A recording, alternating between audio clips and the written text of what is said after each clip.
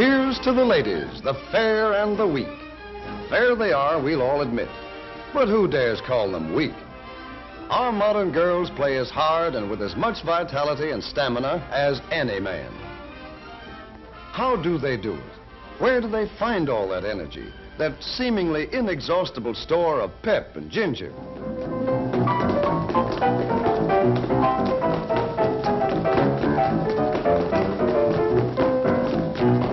What is that whipcord resilience that lets the weaker sex play half the night, then bob up clear-eyed, ready for the next morning's work? This frail creature strikes her typewriter keys about 40,000 times a day, spaces 7,000 times, shifts to capitals and returns the carriage more than 1,000 times each. Altogether, a few ounces at a time, she exerts more than 5 tons of pressure on her dainty fingertips in one day's work. And any way you look at it, women's work is not for sissies. Most men would have a hard time of it if they were to change jobs with wife, mother, or girlfriend. The homemaker walks miles every day, from sink to icebox, from cupboard to stove, and from kitchen to dining table. Let's use some very special photography to compress the whole job of preparing a meal into a few seconds of time, to see how many steps it really takes to get dinner on the table. Remember, this is a hurry-up picture of just one meal out of more than 1,000. Is that what you'd call a blitz meal?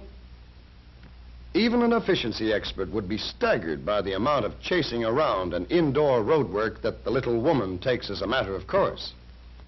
There's the stair-climbing event, for example, usually accomplished full tilt and with an armload of brooms, mops, blankets, and sundry household paraphernalia. Here's another hurry-up picture of the clinging vine whizzing through a day's program that would leave the average mountaineer gasping for breath. Each trip upstairs is the equivalent of lifting her own weight 12 feet. And at the rate of 20 trips a day, that's lifting about 12 tons of weight. Who said weaker sex? Ironing is another kind of work that's a lot of little jobs all rolled into one. Just to iron one of hubby's shirts, for instance, the iron may have to be lifted 20 or 30 times. And since a flat iron weighs about as much as a brick, a day's ironing actually uses just about as much muscle as bricklaying. Flattening a towel or wielding a trowel, even Steven. Had your iron today, lady? Because men are beginning to realize how much lifting and pushing the little woman has to do around the house, more and more muscle savers are being designed to make the little jobs easier. It's one thing to make 6,000 separate scrubbing motions over a tub of clothes, and quite another to push a button that does all the work. Here's another example of sheer brute force. Now, let's make a super scientific test. You'll notice that this girl is wearing a very special thimble. In fact, it isn't a thimble at all, but a gadget of springs and levers to measure the amount of force needed to sew on a button. And it's called an ergometer. According to the ergometer dial, it takes 18 units of force to push the needle through the cloth just once. In sewing stitch by stitch, that work adds up. Any man will admit that's a lot of work when it's called to his attention in the right way.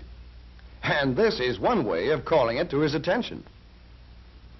This hurry-up picture shows that a stitch in time doesn't always save 9. And anyway, who wants to save 9 stitches when a machine can do all the work? A sewing machine is really an amazing invention, especially when you stop to think that a man invented it. Yet it's simple when you know how it works. We'll slow this one down so that for the first time on a theater screen, we can all see exactly what goes on inside a sewing machine. Well, there's the needle with a little loop of thread running through the eye. That's the eye right there close to the point. The needle carries the thread down through the cloth. At the same time, underneath the cloth, another little loop of thread is being carried in a moving carriage called a shuttle. The shuttle moves past the needle. The loops of thread cross each other and form a smooth stitch. And so, that's the way a sewing machine takes the place of a lot of needless needle nudging and keeps everyone in stitches. Amazing. In the early days of motoring, no woman in her right mind would tackle the job of starting the engine because the job had to be done the hard way. Let George do it was the slogan, and ever since, men have bragged about being the better drivers. Then the muscle savers got to work, and the self-starter put the woman driver behind the wheel instead of in the back seat. But even recently, a motor car demanded a certain amount of athletic prowess on the part of the driver. For example, in shifting gears. Let's hook up one of these work measuring machines or ergometers to this old-fashioned gear shift lever to see how much muscle it needed to run through the gears. 90 units. Starting and stopping, parking and backing up on a full day's driving amounted to more than a ton of pushing plus about a city block of reaching.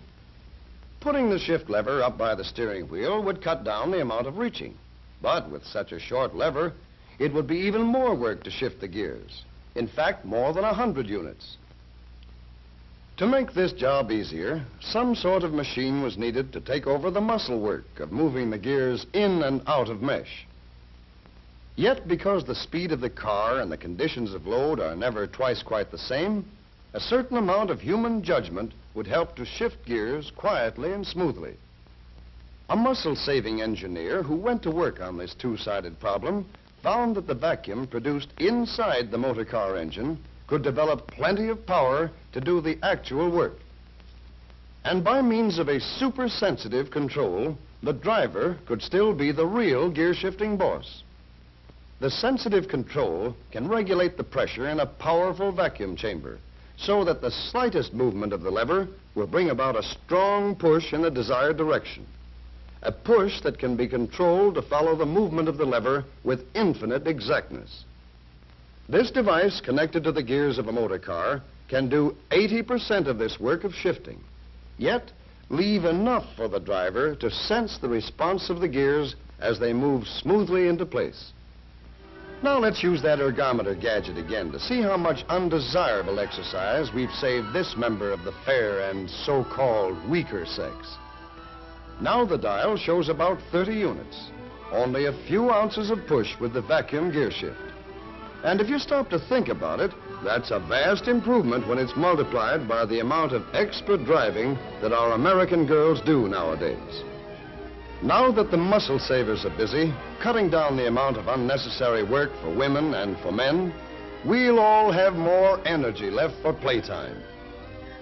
But there are still plenty of jobs left for the ergometer and the work-saving scientists to tackle.